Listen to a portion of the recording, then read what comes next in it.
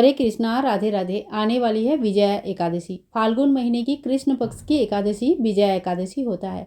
ये एकादशी बहुत ही खास और बहुत बड़ी एकादशी होती है। आज के वीडियो में हम एकादशी की संपूर्ण पूजन विधि और साथ ही में पारण हम कब और कैसे करें ये जानेंगे।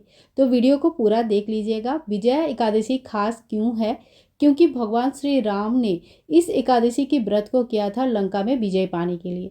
तो अगर हम कुछ संकट में है, कुछ परेशानियों में है, कुछ चीज़ों से बाहर आना चाहते हैं, तो संकल्प लेके इस व्रत को जरूर करनी चाहिए। कहते हैं कि जीवन में विजय पाने के लिए विजया एकादशी की व्रत करना बहुत ही ज़्यादा शुभ और मंगलमय माना जाता है। तो चलिए पूजा देख लेते हैं और उससे पहले हम जान लेते हैं कि विजया एकादशी कब है। तो एकादशी की जो तिथि है ये शुरू हो रहा है 12 फरवरी दोपहर 12:24 से और समाप्त हो रहे 13 फरवरी दोपहर 2:25 से। यानी कि उदया तिथि के हिसाब से 13 फरवरी हमें व्रत रखनी है। दिन होगा शुक्रवार। ठीक है, शुक्रवार के दिन हमें व्रत रखनी है। पारण हमें शनिवार के दिन करना है। पारण कब कैसे करना है ये लास्ट में पारण का समय भी बता दूंगी। तो चलिए आप शुरू करते हैं कि पूजा हमें कैसे करना है। सुबह सुबह नहा धो के तैयार होना है। और देखिए फ्राइडे का जो पूजा होता है ना, इसमें माता लक्ष्मी जी की पूजा करना बहुत ज़्यादा शुभ माना जाता है। तो हम नित्य पूजा कर लेंगे। उसके बाद हमने चौकी लगा लेंगे और यहाँ पे हमने पीला कलर का जो है ना आसन बिछाएंगे।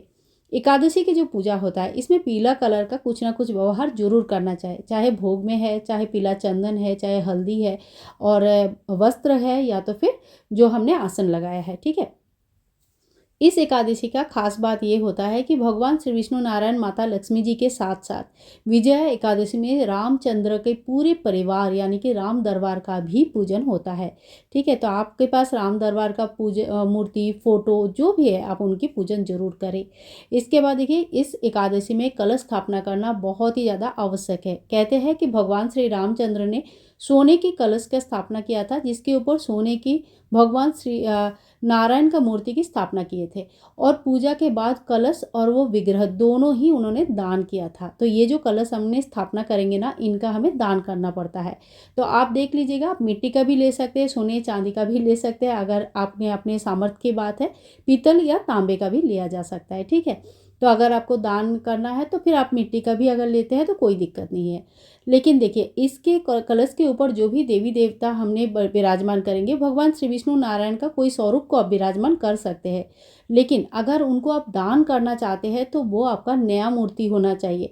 घर पे जो हम विग्रह की पूजा करते हैं, अगर उन्हें हम स्थापित करते तो फिर उनकी दान नहीं होती है। ठीक है, अब देखिए कलश के ऊपर जैसे हम नॉर्मल कलश की स्थापना करते हैं, थोड़ी सी तिल डाला है, थोड़ा सा हमने इसमें हल्दी के गांठ डाला है और लौंग इलायची डालनी है, 1 रुपये का कॉइन, एक फूल डालनी है और कलश को पूरा जल से भर देना है। फिर हम आम या अशोक का 5 पत्ते लगाएंगे और ऊपर से एक पूर्ण पात्र रखेंगे। इसमें आप जौ भर सकते हैं, या तो फिर तिल भर सकते हैं, या तो फिर फूलों की आसन दे सकते हैं। ठीक है, तो इस तरह से हमें कलश की तैयारी करनी है। अगर कलश के ऊपर रखने के लिए कोई भी विग्रह या फोटो आपके पास नहीं है तो आप सिंपली नारियल रख के भी इस कलश का स्थापना कर सकते हैं। लेकिन याद रखना कि इस कलश को हमें दान करना होता है, तो उसी हिसाब से आप कलश का स्थापना करना। फिर हम धूप और दीप प्रज्वलित कर लेंगे और जगह की शुद्धिकरण कर लेंगे। ठीक है, इसके बाद देखिए गणेश जी की स्थापना करना तो बहुत ही आवश्यक होता है। कोई भी पूजा पाठ गणेश जी की पूजा के बिना शुरुआत नहीं हो पाती है। अगर आपके पास विग्रह नहीं है तो आप सुपारी के स्वरूप में गणेश जी को स्थापना करके उनकी पूजन भी कर सकते हैं। यहाँ पे मैंने लड्डू गोपाल जी की विग्रह लिया है। उनकी स्नान कराएंगे, अच्छे से उनको तैयार करेंगे, पोशाक पहनाएंगे और फिर कलश के ऊपर उनकी स्थापना करेंगे। आपके पास अगर विष्णु जी की मूर्ति है तो आप उनकी स्थापना कर सकते हैं, या लड्डू गोपाल जी की भी स्थापना कर सकते हैं। यहाँ पे देखिए हमने गणेश जी को स्नान कराया और उनको अच्छे से अंगोपोषण कर देंगे। फिर थोड़ा सा इत्र लगाएंगे, फिर अपने तिलों की जो आसन दिया है उन्हीं के ऊपर विराजमान करेंगे। और ये जो पानी है ना, ये तुलसी में हमें नहीं डालनी है, क्योंकि इसमें हमने गणेश जी को भी स्नान कराया है। और इसके बाद हम लड्डू गोपाल जी को तैयार कर लेंगे, क्योंकि ठंडे की समय हो रहा है तो हम अच्छे से उनको स्वेटर वगैरह भी पहनाएंगे और उसके बाद कलश के ऊपर बैठाएंगे। अगर लड्डू गोपाल जी आपके घर के पूजित लड्डू गोपाल जी है तो इनकी दान नहीं होगी। और अगर आप दान करना चाहते हैं मंदिर में लड्डू गोपाल जी या भगवान श्री विष्णु नारायण की विग्रह, तो फिर आप नया मूर्ति लेके आइए, उनकी पूजन करें, फिर उनको दान करें। ठीक है, इसके बाद हम कलावा स्वरूप वस्त्र चढ़ाएंगे। ओम वस्त्रम समर्पयामि, इस मंत्र का जप करते हुए पहले भगवान गणेश जी को वस्त्र चढ़ाएंगे, फिर भगवान श्री विष्णु नारायण को चढ़ाएंगे, उसके बाद हम राम जी को वस्त्र चढ़ाएंगे। इसी तरह से हमने जेनोई भी चढ़ाना है, और अगर आपके पास जेनोई नहीं है तो आप इस पार्ट को स्किप कर सकते हैं। तो सभी को हमने जेनोई चढ़ा दिया है। इसके बाद हम टीका करेंगे। तो देखिए, पीला चंदन का टीका करना बहुत ही ज़्यादा शुभ माना जाता है। तो गणेश जी को सबसे पहले हमें टीका करनी है, इसके बाद सभी देवी देवता को टीका करेंगे। माता लक्ष्मी और माँ सीता को हमें रोली या सिंदूर से टीका करनी है। बाकी सभी देवता को हमने यहाँ पे फोटो पे जितने भी देवी देवता है सभी को हमें टीका करनी है, क्योंकि हमने फोटो में जितने भी देवी देवता है सभी हमारे पूजा में शामिल हुए हैं। तो सभी का मान सम्मान अपायन करना हमारा कर्तव्य बनता है। ठीक है, तो इस तरह से देखिए हमने सबको टीका लगा दिया है। विजया एकादशी का जो व्रत होता है, ये आप अगर भी मतलब एकादशी का संकल्प लेके व्रत नहीं भी करते हैं तभी भी आप पूरे विधि विधान से शुद्ध सात्विक आहार ग्रहण करके भी पूजा कर सकते हैं। ठीक है, बहुत लोग सोचते हैं कि व्रत नहीं करेंगे तो पूजा भी नहीं होता है। ऐसा नहीं है। अगर आप शुद्ध सात्विक आहार ग्रहण कर रहे हैं और चावल ग्रहण नहीं कर रहे तो फिर आप पूजा कर सकते हैं। कोशिश कीजिएगा आज चावल नहीं खाने के लिए। कहते हैं कि एकादशी के दिन चावल में पाप बचता है, तो जब हम एकादशी के दिन चावल खाते हैं तो हमारा पाप बढ़ जाता है। तो हमें क्या कोशिश करना चाहिए कि हमारा पाप ना बढ़े। ठीक है, इसीलिए मना करते हैं। इसके बाद हम फूल चढ़ाएंगे। ओम पुष्पम समर्पयामि, इस मंत्र का जप करते हैं। पुष्प चढ़ाएंगे, तुलसी के दल पत्ते अगर एक भी है तो आप एक भी चढ़ा सकते हैं, और बहुत है तो उस हिसाब से आप चढ़ा सकते हैं। ठीक है, भगवान गणेश जी को हम दुर्वा घास चढ़ा देंगे।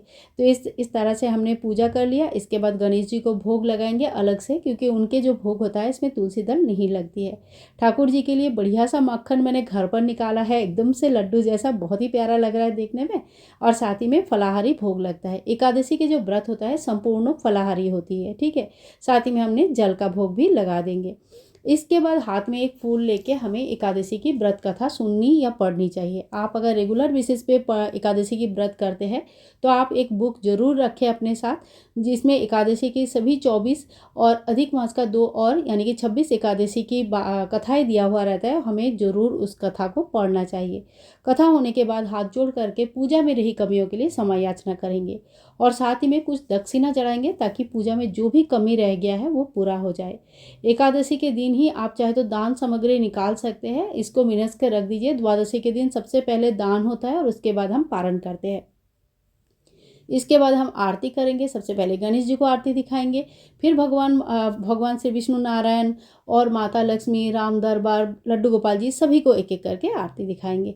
ठीक है, इसी तरह से हमारा आरती हो जाता है। पूरे घर में आरती को एक बार घुमा दीजिएगा, बहुत ही अच्छा रहता है, घर में नेगेटिविटी कम हो जाती है। बच्चों को भी आरती दीजिएगा, और आरती होने के बाद जल लेके 3 बार घुमाकर आचमन कर लीजिए ताकि आरती शांत हो जाए। ठीक है, तो इसी तरह से हमें विजया एकादशी की व्रत करनी है। और देखिए, व्रत का जो समय होगा वो 14 फरवरी सुबह 7 बजे से 9:14 के अंदर होगा। इसी समय के अंदर अंदर हमें तुलसी दल युक्त जल या कोई भी फलाहार या कोई भी जो भगवान के भोग बनाएंगे, चावल खीर बनाते हैं, कोई भी चावल का जो भोग बनता है वो एक दाना चावल खाकर भी आप चाहे तो जो व्रत की पारण है वो कर सकते हैं। ठीक है, दशमी के दिन हमें बैगन, मूली, लहसुन, प्याज बिल्कुल नहीं खाना है। एकादशी के दिन व्रत रहना है, और द्वादशी के दिन हमें पारण करनी है। 3 दिन का नियम रहता है, काफ़ी बार बता चुकी हूँ। तो 3 दिन का नियम हमें जो है ना पूर्ण करना होता है। सो फ्रेंड्स, आज के लिए इतना ही। मिलूंगी नेक्स्ट वीडियो में, तब तक के लिए हरे कृष्णा, राधे राधे।